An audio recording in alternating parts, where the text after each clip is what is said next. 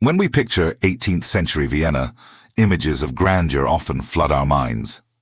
We envision the elegant waltzes echoing through opulent palaces, the genius of Mozart composing masterpieces, and the intellectual fervor of the Enlightenment shaping a vibrant cultural hub. It's a city bathed in the warm glow of artistic and philosophical brilliance, a beacon of European sophistication. But what if this romanticized image, meticulously polished over centuries, conceals a far grimmer, more visceral reality? What if beneath the powdered wigs and silken gowns, a darker, more unsettling narrative unfolded, one steeped in the stench of decay and the desperate scramble for survival? Prepare to peel back the layers of that polished veneer, because today we delve into the unseen underbelly of Vienna, circa 1780. We're about to explore a city where the boundary between life and death was disturbingly fluid, where the sacred was often profaned, and where the very air you breathed was a testament to humanity's struggle against its own waste. Imagine a world where human remains were commodities, openly traded in macabre markets. Yes, you heard that right. Corpses for sale. Medical students and anatomists, driven by the burgeoning scientific curiosity of the era, eagerly sought fresh cadavers for their dissections, transforming the dead into subjects for enlightenment. But the demand wasn't solely academic. Some bodies, or parts of them, found their way into more bizarre collections, curiosities for the morbidly fascinated. This was a time when the pursuit of knowledge, however noble, often trampled over traditional respect for the departed. This shocking trade inevitably led to another pervasive horror: violated graves. The profits to be made from selling bodies fueled a grim industry of grave robbers. These desperate individuals, often operating under the cloak of night, would desecrate cemeteries, exhuming the recently interred to supply the insatiable demand. The societal implications were profound, eroding trust and adding another layer of anxiety to the already precarious lives of ordinary citizens. The sanctity of the final resting place, a cornerstone of most cultures, was routinely breached, a stark reminder of the era's harsh realities. Beyond the macabre commerce of the dead, daily life in 18th century Vienna was a constant assault on the senses. The pervasive stench was an inescapable companion. Imagine walking through cobbled streets where human and animal waste mingled freely, where decaying organic matter from markets and kitchens festered in open drains, and where the byproducts of burgeoning industries added their own acrid notes to the foul symphony. This wasn't just an unpleasant detail. It was a fundamental aspect of urban existence, shaping everything from social interactions to public health. The air itself was a carrier of disease, a constant reminder of the rudimentary sanitation, or rather, the glaring lack thereof. Early modern sanitation systems were, to put it mildly, catastrophically inadequate. With rapid population growth outstripping any meaningful infrastructure development, Vienna, like many European capitals, struggled to manage its own effluvia. Waste was often simply dumped into rivers or left in cesspits, creating breeding grounds for disease and contributing to the alarmingly high mortality rates. This was the paradox of progress. A city celebrated for its arts, its intellect, its imperial grandeur simultaneously wrestled with the most basic challenges of human existence: how to dispose of its dead and its waste with dignity and safety. To truly understand the Vienna of Mozart and Marie Antoinette, we must descend into its sewers, both literal and metaphorical. Only then can we grasp the full, complex tapestry of its history, appreciating not just its triumphs, but also the gritty, often horrifying, undercurrents that defined life in this age. Before we continue, subscribe to the channel and tell us in the comments where you are watching from. This dire situation was not unique to Vienna, but a common plight of pre-industrial urbanization across Europe. As cities grew exponentially, fueled by rural migration and nascent industrialization, their populations swelled far beyond the capacity of existing infrastructure. Vienna, a magnet for ambition and talent, found itself drowning in its own success. The very growth that brought cultural splendor also brought an unprecedented accumulation of human and animal waste, creating a public health crisis waiting to explode. At the heart of Vienna's waste disposal system, or lack thereof, was the majestic Danube River. It was the city's lifeblood, providing water for drinking, transport, and industry. Yet, it also served as its most convenient and most abused dumping ground. Everything from household refuse to industrial byproducts, and indeed human excrement, found its way into the Danube. This meant that the same river from which many drew their water also carried the raw sewage of thousands. The consequences for water quality and public health were catastrophic, leading to frequent outbreaks of waterborne diseases that decimated the population. The collection and disposal of human waste, often referred to as night soil, was a grim necessity. Specialized workers, known as nightmen, plied their trade under the cover of darkness, emptying cesspits and privies from homes and public establishments. These men, often marginalized and working in conditions of unimaginable filth, would transport the waste, frequently in open carts, through the city streets. While some of this night soil was sold to farmers as fertilizer, a significant portion was simply dumped into rivers or open fields on the city's periphery, creating unsanitary conditions and a perpetual stench that hung heavy in the air, especially during warmer months.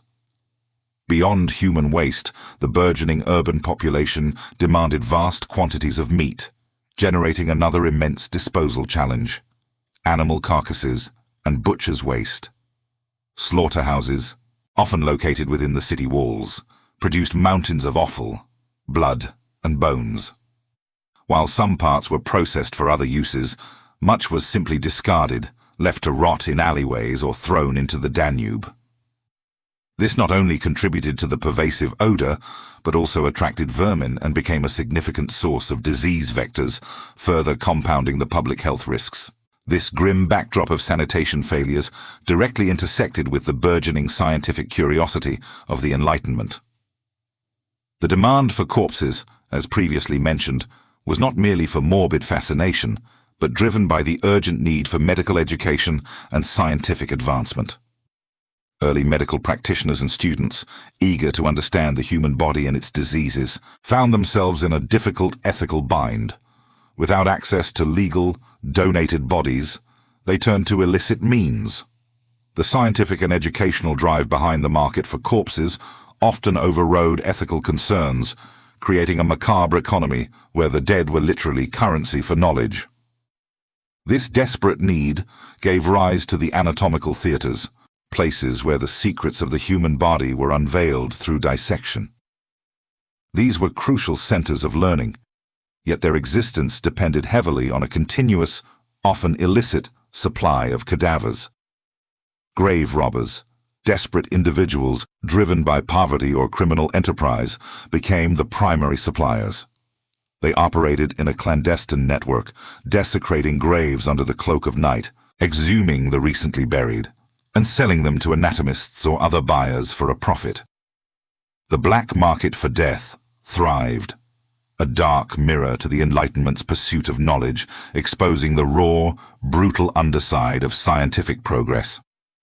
Religious and superstitious beliefs further complicated this grim trade. For many, the desecration of a grave was not just a crime, but a profound spiritual violation, threatening the soul's passage to the afterlife. The body was seen as sacred, a vessel for the soul, and its mutilation or disturbance was an affront to God and tradition. This clash between ancient beliefs and modern scientific inquiry created immense societal tension, with the public often horrified by the practices of grave robbers and the perceived disrespect of anatomists. The impact of these poor sanitation and body disposal practices on public health was devastatingly clear. High mortality rates, particularly among children, were a constant feature of urban life. Diseases like cholera, typhoid, and dysentery, fueled by contaminated water and unsanitary living conditions, swept through Vienna with terrifying regularity.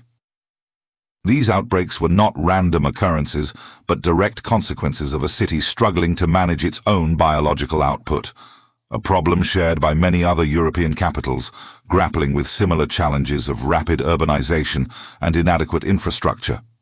Yet, amidst this stark reality, the very spirit of the Enlightenment that fueled the demand for bodies also began to ignite a different kind of inquiry, one focused on improving public health.